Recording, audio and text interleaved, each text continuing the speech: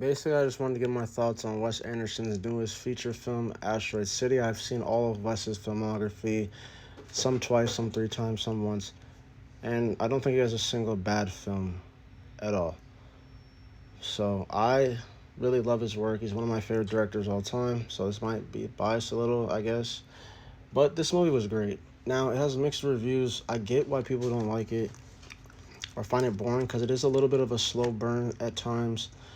But and a lot of people don't understand this. I feel like the theme went over a lot of people's head because in this film, Wes is basically giving his take and interpretation on how society was dealing with COVID and quarantine in the most recent years. So, because in here, there's a quarantine because of what's going on, the aliens, everything.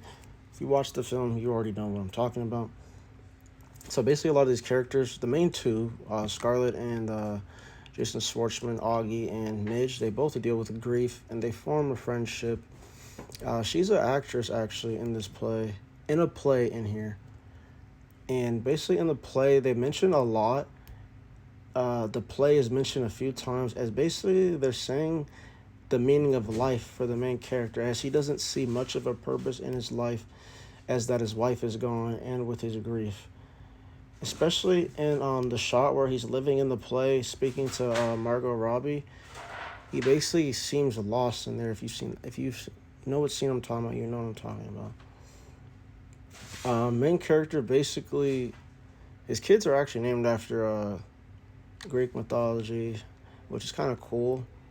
I just wanted to say that, but and the kids in there are hilarious. But Scarlett says in here, use your grief to Augie. And this is the thing she does as she lives vicariously through her character as she's trying to escape her reality of her own loss and her own grief.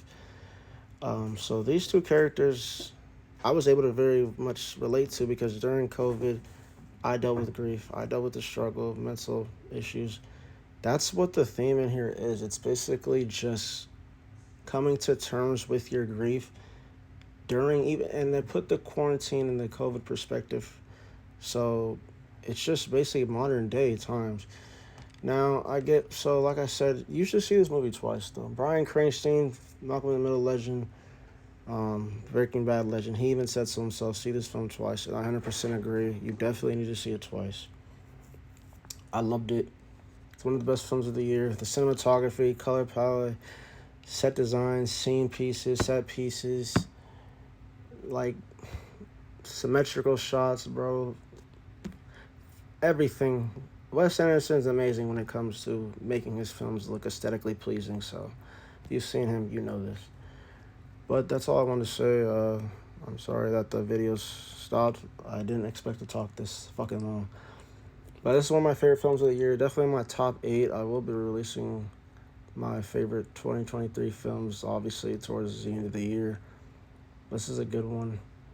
And it shows basically a lot of realism, what we've dealt with in this world in the past few years, and just how characters cope with grief and us cope with grief.